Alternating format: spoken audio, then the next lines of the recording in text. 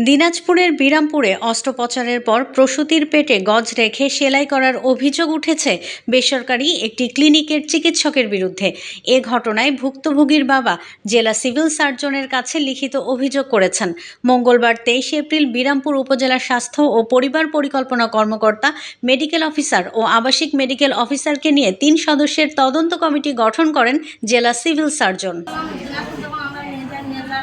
গত 6 মার্চ মাইমুনা আক্তার মিমের প্রসব ব্যথা শুরু হয়। ওই দিনই তাকে বিরামপুর রায়হান ক্লিনিকে ভর্তি করা হয়। পরে চিকিৎসক ডাক্তার মোসাম্মদ তাহেরা খাতুন লাভলি তার সিজার করেন। 3 দিন পর রোগীকে রিলিজ দেওয়া হয় ক্লিনিক থেকে। এরপর তাকে বাড়ি নিয়ে যান পরিবারের সদস্যরা।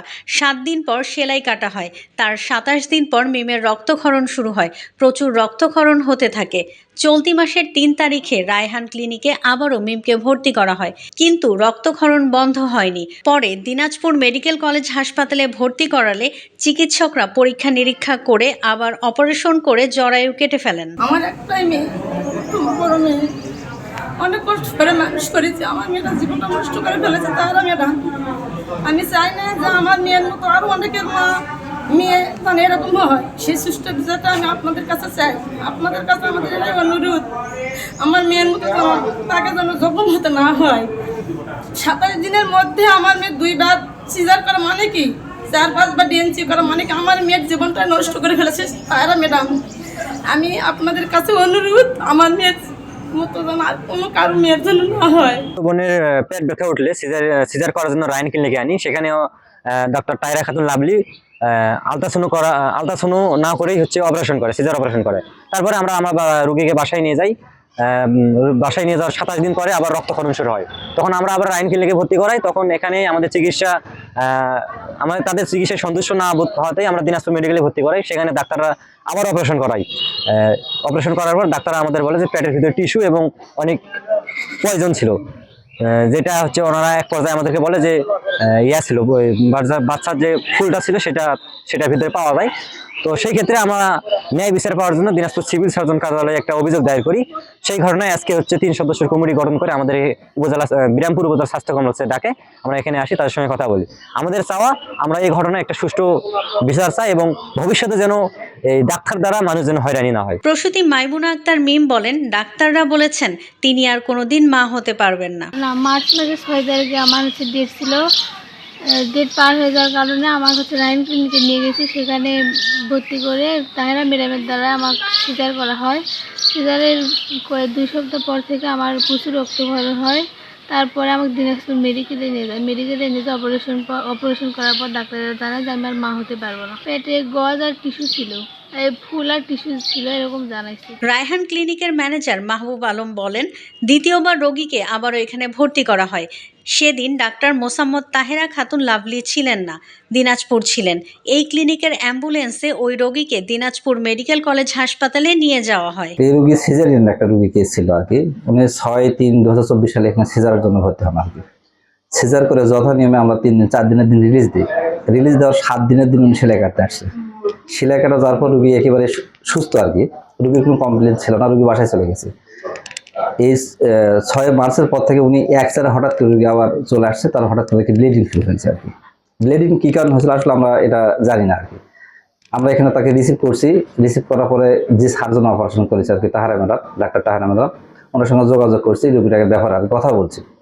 উনি সেই দিন উনি আবার নেক্সট মিটিংয়ে উপস্থিত ছিলেন আর কি। মিটিংয়ের কারণে উনি আসতে পারেননি। যখন 3টা পর্যন্ত আমরা অপেক্ষা করছি, ম্যাডাম যখন আসতেই পারে না, তখন রোগীটার ব্লিডিংয়ের কারণে আমরা তাকে আমাদের গাড়ি অ্যাম্বুলেন্স করে তাকে মেডিকেলে পাঠিয়ে দিই আর কি। তারপর রোগী এখন মেডিকেল থেকে এখন সুস্থ হয়ে বাসায় আছে আর কি। এই পর্যন্ত। বিরামপুর উপজেলার স্বাস্থ্য ও পরিবার পরিকল্পনা কর্মকর্তা ডাক্তার মোহাম্মদ গোলাম রসুল রাখি বলেন, উপজেলার স্বাস্থ্য কমপ্লেক্সের medical officer doctor Mosammat Tahera Khatun লাভলির বিরুদ্ধে একজন দিনাজপুর সিভিল সার্জন কার্যালয়ে লিখিত অভিযোগ করেছেন। তিনি ও 2 জন মেডিকেল অফিসারকে নিয়ে 3 সদস্যের তদন্ত টিম গঠন করে দিয়েছেন জেলা সিভিল সার্জন। আগামী 15 দিনের মধ্যে তদন্তের রিপোর্ট সিভিল সার্জন কার্যালয়ে জমা দেওয়ার নির্দেশ দেওয়া হয়েছে। তো আমাদের কাছে একটা লিখিত অভিযোগ আসছিল, আমাদের কাছে না, এটা আসলে সিভিল সার্জন স্যারের কাছে একটা অভিযোগ গিয়েছে লিখিত। সেটা হচ্ছে একজন সিজারের পেশেন্ট, তার সিজার পরবর্তী সময় কিছু কমপ্লিকেশন হয়, এটা নিয়ে একটি অভিযোগ দাখিল করা হয়েছে।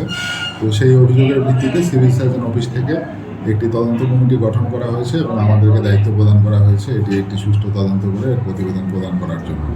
সেক্ষেত্রে আমরা কাজ শুরু করেছি এবং আমরা কমিটি অলরেডি গঠন করা হয়েছে। কমিটি সব তথ্য উপাত্ত সংগ্রহ করে এটি কিছুদিনের মধ্যেই একটি সুষ্ঠু তদন্ত রিপোর্ট, একটি সম্পূর্ণ তদন্ত রিপোর্ট আমরা প্রদান করব। এই বিষয়ে ডাক্তার মোসাম্মদ তাহেরা খাতুন লাভলি বলেন, তার বিরুদ্ধে যে অভিযোগ তোলা হয়েছে তা সম্পূর্ণ মিথ্যা এবং বানোয়াট। রোগীর পেটে কোনো গজ রাখা হয়নি। সিজারিয়ান অপারেশন করি রায়ান ক্লিনিকে। তারা 6 তারিখ থেকে 1 তারিখ পর্যন্ত কোনো রকম ফলো আপে আমার ছিল না। তাদের নাকি মাঝখানে সমস্যা হয়েছিল, তারা একজন ডাক্তারকে দেখাইছেন, রোকসানা বেগম, কিন্তু আমাকে দেখান নেই। এরপরে তারা 1 তারিখে আমাকে রায়ান ক্লিনিক থেকে আবার ফোন দিয়ে যে একটা রুগী আসছে ব্লিডিং। আমি তখন বললাম যে তাহলে আমি দিনাজপুরে মিটিংয়ে আসি, মিটিং থেকে যেয়ে আমি দেখে দেবো। তারপরে 4টার সময় আমার মিটিং শেষ হয়েছে, আমি যখন ফিরে আসছি এসেই বিরামপুরে রায়ানে খোঁজ নিয়েছি যে রুগীটার কী খবর। তখন বললো যে রুগীটা তো চলে গেছে, দিনাজপুরে চলে গেছে। তো বললাম যা ব্লাড দিয়ে তো আমি রাখতে বলছিলাম, আমি এসে দেখে দেবো। এইটুকুই শুধু, আমি আর কোনো কথা জানি না। এরপর তারা কী পাইলো এটাও আমি জানি না। আপনারা যদি এই ডকুমেন্টটা আমাকে দেখাইতে পারে, আমি 100 ভাগ 100 কোটিবার বললেও আমি বলবো যে এই মব রাখা আমার পক্ষে সম্ভব না। কারণ আমি শুধুমাত্র একটা মবই ইউজ করি এবং সেই মবের মধ্যে লেখা থাকে RAC। আমাকে এটা ডকুমেন্ট সহ দেখাক, আমি সব অপরাধ মেনে নেব। এবং তাদের যে ছাড়পত্র আছে, ছাড়পত্রে কোথাও লেখা নাই যে তারা মব পাইছে। এটা সেকেন্ডারি ইনফেকশনের জন্য হতে পারে। সেকেন্ডারি ইনফেকশন হয়, অনেক সময় হয়, অ্যান্টিবায়োটিক কাজ করে না, ইনফেকশন হয়, ব্লিডিং হয়। এখন আমরা যখন 100টা অপারেশন করি তখন 10 জনের কমপ্লিকেশন হবে। এই কমপ্লিকেশনের জন্য এখন অনেক সময় দেখা যায় সেকেন্ডারি ইনফেকশন, ব্লিডিং হইতে পারে। এখন এটা কী কারণে হলো, তারা তো বলছে যে শুধু ডেব্রিস উঠাই দিয়ে ইয়ে করছে না, জ্বরে কাটেনি। এখানে লেখা আছে, আপনাদের ছাড়পত্র দেখাই দিবে, সমস্যা নেই, জ্বরে কাটেনি, জ্বরে ইনটেক অবস্থায় আছে। এবং তাদেরকে কে বোঝাইছে এটা আমি জানি না। তারা হয়তো এরকম একটা অভিযোগ আনয়ন করছে যে জ্বরে কেটে ফেলছি, মপ পাওয়া গেছে। এটা কোনোটাই সত্য না, এটা কোনোটাই বাস্তবতা না। এখানে আপনারা তো ছাড়পত্র দেখবেন, সে মাও হতে পারবে, তার জ্বরেও ঠিক আছে, সব কিছু ঠিক আছে, আপনারা ছাড়পত্রটা নিয়ে দেখবেন।